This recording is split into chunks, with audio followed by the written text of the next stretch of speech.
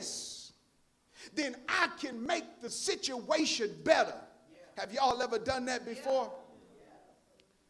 For instance, have you ever found yourself in a depressed state and you thought the antidote for your problem was taking drugs and drinking alcohol? Y'all funny. So I'm the only person that ever tried to drink their problems away. That's what y'all basically said. That's what y'all basically said. Am I the only person that tried to drink their problems away? I'm just saying. But what you notice is that after you start drinking for a while, and you start drinking more and more and more and more, you discover that you didn't make things better, but you made them worse. That's an indication that you prescribed yourself the wrong medication. Y'all getting funny. Here it is. I'm talking about myself. Have you ever told yourself out of unhappiness that if I could just get more money and buy nice things, then I'll be good. My life will be better. I won't have nothing to worry about. The void in my life will be filled. And here it is. You go out, you work, you get that money, you buy those nice things, and you still got the void in your life. That means that you prescribed yourself the wrong medication.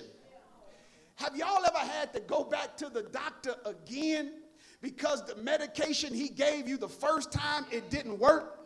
And you took it back and you say, man, I don't know what these pills are you gave me, but they ain't helping with the pain. And as a result, he had to give you something different. Well, that's what happens when we try to diagnose ourselves. We prescribe things to our life that will not work. In fact, sometimes we prescribe things that make the situation worse than what it was before. But here's a word for somebody out there today, and it might sound cliche-ish to some of you. In order for you to heal from your suffering, you got to have a conversation and a connection with Dr. Jesus.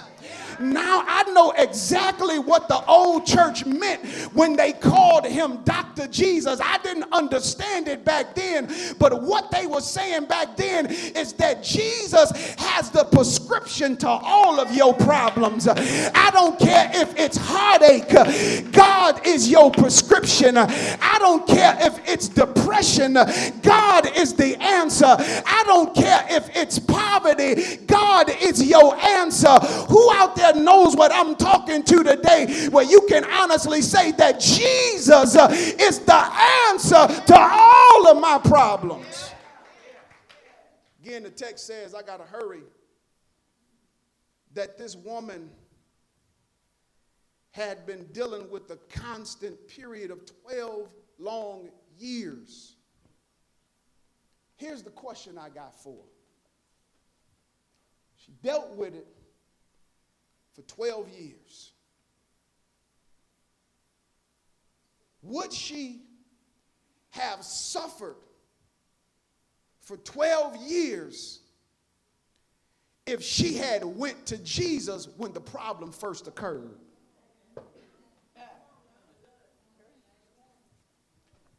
Might I submit to you all that many of us have prolonged suffering in our life because God is not our first option, but he's our last option. I just wholeheartedly believe that her life would have been different if Jesus was her first option and not her last option. Y'all just missed it, brothers and sisters. If Jesus was able to heal her in a moment, that means that she could have been healed a long time ago.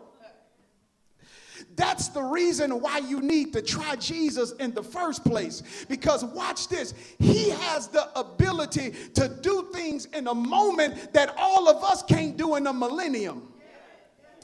What are you saying? That what we can try to do in 1,000 years, that Jesus has the ability to do it in the blink of an eye. And all I'm trying to tell somebody in here today is that your life would be a whole lot better if you would place Jesus at the front and not at the back. Some of the pain and suffering that you're going through is self-inflicted. Some of the pain and suffering you're going through, it could have been gone a long time ago if only you had got on your knees and cried out to Jesus and say, I need your help right now. If you don't help me, then I can't make it. Here it is. I got to get out of here. Third and final point, we see her unrelenting character. Getting out of here. The text says that she's been dealing with the issue for 12 years. I have to say it again. In spite of her condition getting worse, have y'all noticed that she has not missed a doctor's visit? Not to mention, they've basically shown her that there is nothing we could do to help you with your condition. Therefore, she's walking around every day with a constant menstrual cycle. That means that she has to deal with fluctuating weight, bloating, and very emotional and just tired from dealing with this on a daily basis. The women in the house, as they said earlier, a week is too long. Can you imagine 12 long years of dealing with this? But here's the catch. Although her condition has had her physically and emotionally tired, she hasn't given up. With everything that she's been through, she should have quit a long time ago. But because of her tenacity and determination, she refused to listen to the doctors, and she decided, I'm going to keep on fighting. I don't know who I'm talking to this morning, but that's what the Lord brought me to tell you. With everything that you're going through, keep on fighting. Whatever it is that you're faced with, keep on pressing. Because if you stop right now, then you will never see what God has in store for you later. Who out there can be a witness with me today and say, Pastor, I was on the verge of throwing in the towel. I'm just tired of suffering. I'm tired of all the pain, but I'm